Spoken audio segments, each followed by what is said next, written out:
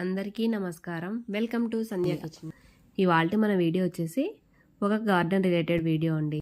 ఈరోజు మనం చాలా అందమైన మరియు తక్కువ కేరింగ్తో ఎక్కువ పూలు వచ్చే ఒక ప్రత్యేకమైన మొక్క గురించి తెలుసుకోబోతున్నాము.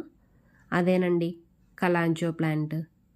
ఈ మొక్క చిన్న చిన్న పువ్వులు గుత్తులు గుత్తులుగా పూస్తుందండి. పువ్వులు అయితే చాలా ఆకర్షణీయంగా కనిపిస్తాయి. మీరు ఇప్పుడు చూస్తున్న ఈ ఆరెంజ్ అలాగే పింక్ వంటి కలర్స్లలో ఈ మొక్క చాలా లుక్ వస్తుంది. ఇందులో అయితే చాలా కలర్సే ఉన్నాయండి. Orange, pink, yellow, red, white. నేనైతే ఈ 5 కలర్స్ చూశాను. రెడ్లో సింగిల్ పెటల్ ఉంది, అలాగే ముద్ద ఫ్లవర్ ఉందండి. ఎల్లోలో కూడా అంతే. ప్రతి దాంట్లో కూడా single petal plus double petal 2 ఉన్నాయి. పింక్లో అయితే చాలా షేడ్సే ఉన్నాయండి. Light pink, thick pink. ఆరెంజ్లో కూడా అలాగే ఉన్నాయి, లైట్, థిక్. ఇలా పువ్వులు అయితే చాలా బాగుంటాయండి. ఈ మొక్క వచ్చేసి ఒక సక్లెంట్ జాతికి చెందిన మొక్క అండి. దీని ఆకులు చాలా మందంగా ఉంటాయి. ఈ ఆకులలోనే ఇవి నీటిని నిల్వ ఉంచుకుంటాయి. అందుకే ఈ మొక్కకు ఎక్కువగా నీళ్లు పోయిన అవసరం ఉండదు. కొద్దిగా బిజీగా షెడ్యూల్ ఉన్న వాళ్ళకైతే ఈ మొక్క బెస్ట్ ప్లాంట్ అని చెప్పచ్చండి. ఎందుకంటే 4-5 రోజులకు ఒకసారి వాటర్ ఇచ్చినా కూడా సరిపోతుంది. ఈ సమ్మర్లో అయితే కనీసం డే బై డే ఇచ్చుకోవాలి. ముఖ్యంగా ఈ మొక్కకి సాయిల్ మిక్స్ ఎలా ఉండాలో ఇప్పుడు చూద్దాము. రెడ్ సాయిల్ 40%, కోకోపీట్ 30%, శాండ్ లేదంటే పర్లైట్ అండి 30% మిక్స్ చేసుకోవడం వల్ల రూట్స్కి గాలి బాగా అంది రూట్ రాట్ రాకుండా ఉంటుంది. ఈ మొక్కకి కుండీ విషయానికి వస్తే చిన్న కుండ అయినా సరిపోతుందండి, లేదంటే మీడియం సైజ్ పాట్ అయినా కూడా సరిపోతుంది. మరి పెద్ద పెద్ద కుండీలేం అవసరం లేదండి వీటికి. ఈ మొక్కల్ని మనం ఇండోర్ ప్లాంట్స్గా కూడా పెంచుకోవచ్చు. అయితే ఫ్లవరింగ్ అనేది ఎక్కువగా రాదండి, కొద్దిగా వస్తుంది.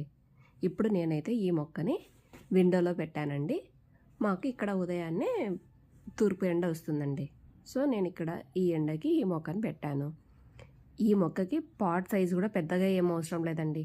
ఇది చూడండి, చిన్న పెరుగు బకెట్లో ఉంది కదా, అయినా కూడా ఫ్లవరింగ్ వచ్చాయి. మనకి ఇప్పుడు ఇది ఇండోర్లో ఉంది కాబట్టి 3-4 డేస్కి ఒకసారి వాటర్ ఇచ్చినా సరిపోతుంది. మనకు సాయిల్ అనేది పూర్తిగా డ్రై అయిన తర్వాతనే నీరు పోసుకోవాలి. ఈ మొక్కలకి సన్లైట్ విషయానికి వస్తే రోజుకు కనీసం 5-6 గంటలైనా ఎండ ఉండే విధంగా చూసుకోవాలండి. మనం షేడ్లో కానీ ఇలా పెట్టాము అంటే మనకు ఆకులు మాత్రమే వస్తాయి, ఫ్లవర్స్ అనేవి రావు. కాబట్టి రోజు కనీసం 5-6 గంటలు ఎండ ఉండే విధంగా చూసుకోండి. ఒకసారి పువ్వులు వచ్చిన తర్వాత ఆ ఫ్లవర్స్ ఎండిపోతాయి కదండి, అప్పుడు వాటికి పైన ఉన్న టిప్ని కట్ చేసేయాలి. ఇలా చేయటం వల్ల అక్కడ మళ్ళీ కొత్త బ్రాంచెస్ వచ్చి మనకు మళ్ళీ ఫ్లవర్స్ అనేది స్టార్ట్ అవుతుంది. ఈ మొక్క ఎక్కువగా పూలు బాగా రావాలి అంటే 15 రోజులకు ఒకసారి వర్మీ కంపోస్ట్ కానీ ఫాస్ఫరస్ కానీ ఇలా ఏదో ఒక ఫర్టిలైజర్ ఇస్తూ ఉండాలండి. అప్పుడు మనకు 3-4 నెలల పాటు ఫ్లవర్స్ అనేవి వస్తూ ఉంటాయి.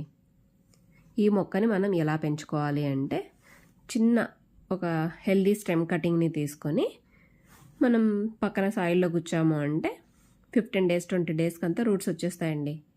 ఇది చాలా ఈజీగా పెరిగిపోతుంది.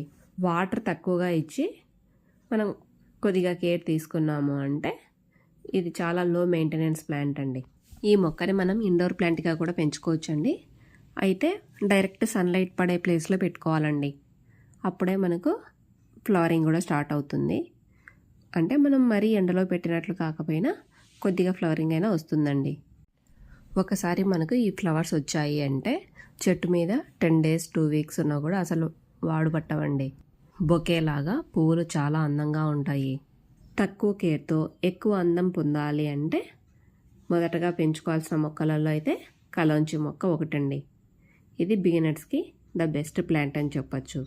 చూశారు కదండి కలాంచీ ప్లాంట్ యొక్క కేరింగ్ అండ్ టిప్స్. మీకు ఈ వీడియో నచ్చినట్లయితే లైక్ చేసి సబ్స్క్రైబ్ చేయండి. Thanks for watching my video. Please like, share and subscribe to my channel. Thank you.